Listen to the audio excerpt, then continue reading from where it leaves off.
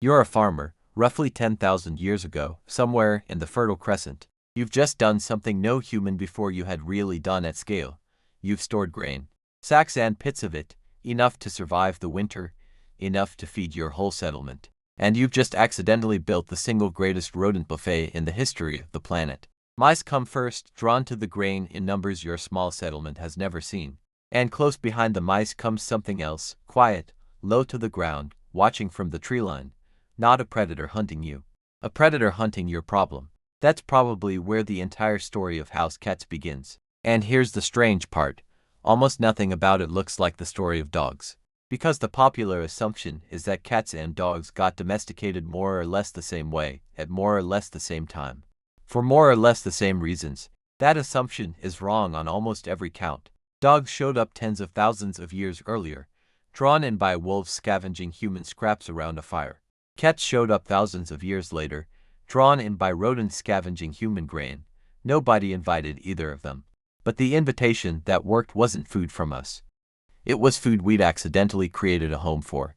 Genetic research tracing the ancestry of nearly every house cat alive today, using DNA sampled from hundreds of wild cats and domestic cats across the world, points to a single wild subspecies, the African wildcat. Felis sylvestris libica, still living today across parts of the Middle East and Africa. And here's the detail that should genuinely surprise you. A modern house cat curled up on your couch right now is, genetically, barely different from that wild ancestor. Dogs were reshaped almost beyond recognition from wolves. Cats barely changed at all. Why the difference? The answer comes down to something almost nobody considers. Wolves live in complex social hierarchies, which meant domestication had to rewire an entire social operating system, submission, pack structure, reading human faces as if they were pack leaders. Cats never had that hierarchy to begin with. Wildcats are largely solitary hunters. There was no pack structure to hijack, no dominance system to bend toward humans, which means cats didn't have to fundamentally restructure their social brain to tolerate us. They just had to get comfortable enough to hunt somewhere humans happened to be standing. This explains something that cat owners have always half-joked about and mostly gotten right. Cats never really submitted to humans the way dogs did, because there was never a hierarchy for them to submit into. What looks like aloofness isn't a personality flaw. It's a fossil of a domestication process that simply never required total social surrender in the first place. Here's where it gets genuinely strange, though. In 2004, archaeologists working on the island of Cyprus uncovered a 9-and-half-thousand-year-old grave containing a human skeleton buried deliberately alongside the skeleton of a cat. Arranged carefully, clearly intentional. Cyprus has no native wildcat population. It never did. Which means someone, nearly 10,000 years ago, put a cat on a boat, on purpose, and brought it to an island where it had no reason to exist otherwise. That's not a rodent wandering into a grain store. That's a human being who wanted a cat around badly enough to transport it across open water. Thousands of years before ancient Egypt ever painted a single hieroglyph of a sacred feline. Think about what that boat trip actually required. Someone had to catch a semi-wild, sharp-clawed predator, keep it contained and calm enough to survive a sea crossing, and consider the entire effort worth it. That's not passive tolerance. That's the earliest hard evidence we have that humans had already started to value cats for something beyond simple pest control, companionship, status, or something else we can only guess at from a single careful burial. Which brings up the part of the cat story most people actually do know, just badly out of order. Egyptian reverence for cats, the goddess Bastet, laws protecting cats, mummified cats buried by the thousands.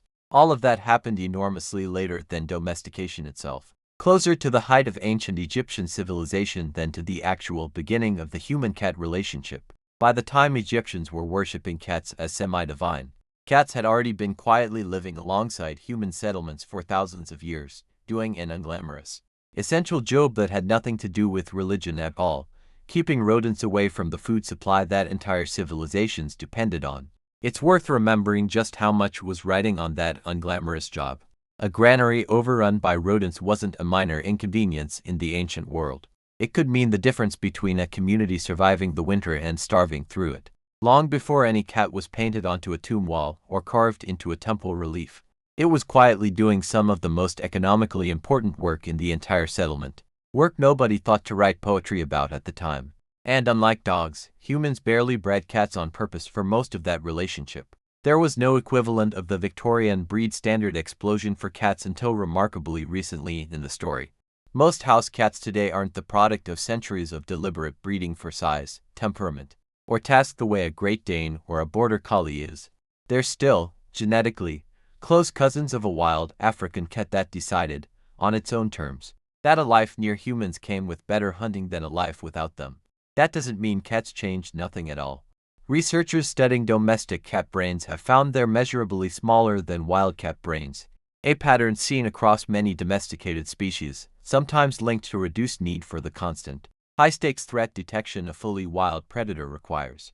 Cats also developed a distinctive high-pitched, urgent version of their meow, one that some researchers believe evolved specifically because it mimics the pitch and urgency of a human infant's cry, a sound humans are neurologically primed to respond to almost instantly.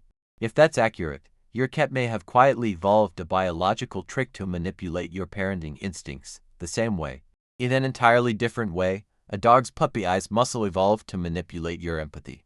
Even the purr, that low, steady vibration most of us find soothing without ever questioning why, may be doing more work than it seems.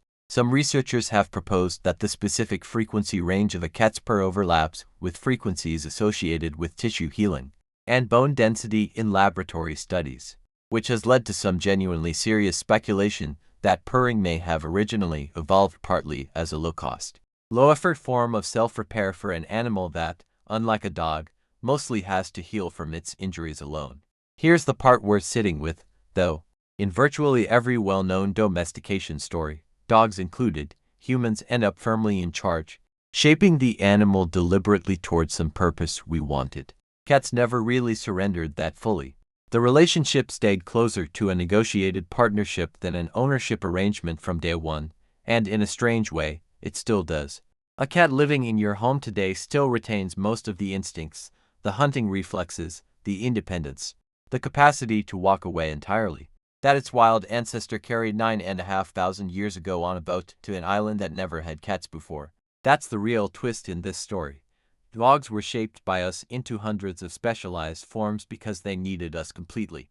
Cats mostly just decided we were tolerable enough to stick around, on the condition that they got to keep being, more or less, exactly what they already were.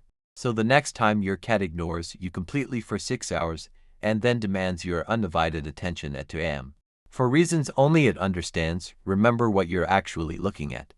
Not a failed dog, not an animal that never fully domesticated. A wild predator that walked into the single best deal evolution ever handed it, food, shelter, safety, all without ever really having to stop being itself. If you made it this far, you're exactly the kind of person this channel is for. We cover stories like this every week, the strange, accidental partnerships still quietly shaping how you live. If that's something you want more of, hit subscribe, it costs nothing. And it tells the algorithm this kind of storytelling is worth keeping alive. See you in the next one.